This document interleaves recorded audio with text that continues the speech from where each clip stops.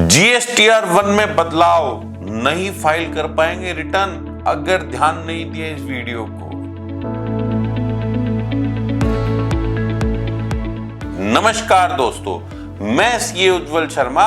GSTR 1 में जो इस महीने की 11 तारीख से पहले फाइल करनी है, उसमें आए हुए इंपॉर्टेंट बदलाव के बारे में हाईलाइट करना चाहूंगा। साहब, क्या बदलाव हुआ है? सर, जीएसटी रिटर्न के अंदर जो सेल और क्रेडिट नोट के फिगर जैसे जाते थे वैसे ही जाएंगे, बट एचएसएन वैसे नहीं जाएंगे जो पहले जाते थे। एचएसएन में आया बड़ा बदलाव। क्या बदलाव आ गया साहब? पहले समझते हैं एचएसएन किसको और क्या डालना था। 5 करोड़ से कम का अगर पूरे साल भर का टर्नओवर है तो आपको 4 डिजिट का एचएसएन चाहिए, और आपका टर्नओवर 5 करोड़ से अधिक है तो आपको 6 डिजिट का एचएसएन डालना था। पहले क्या होता था, आप मनचाहा एचएसएन डाल सकते थे, बट अब ऐसा नहीं होगा।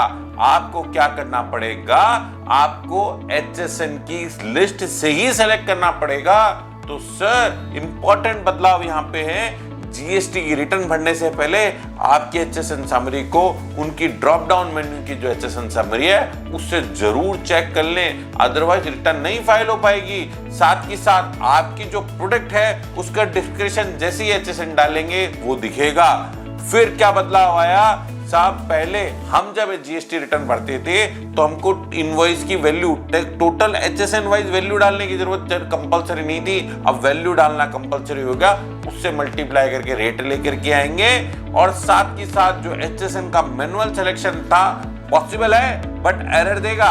आपको मैं रिकमेंड करूंगा ड्रॉप डाउन मेन्यू से जो एचएसएन समरी है उसी को डाउनलोड करके उसी को सेलेक्ट करके लेवें। साथ ही साथ B2B और B2C के एचएसएन सेपरेट जाएंगे। पहले कोई सेपरेशन नहीं था, अब कंपलसरी कर दिया गया। पहले साहब ड्रॉप डाउन मेन्यू से सिलेक्शन कंपलसरी नहीं था, अब ड्रॉप डाउन मेन्यू से सिलेक्शन कंपलसरी हो गया। इसका मतलब मैनुअल इंटरवेंशन नहीं होगा, मैनुअली एचएसएन को आप नहीं डाल सकते। आपको जो ड्रॉप डाउन मेन्यू है उसी में से सेलेक्ट करना पड़ेगा, और अगर आपने ऐसा नहीं किया तो रिटर्न में एरर आएगा। और अगर रिटर्न 11 तारीख से पहले नहीं गई तो आपके सप्लायर की जो आईटीसी है उसमें इफेक्ट आएगा, क्योंकि 2B में नहीं आएगी। 2B में नहीं आएगी तो एरर देगी।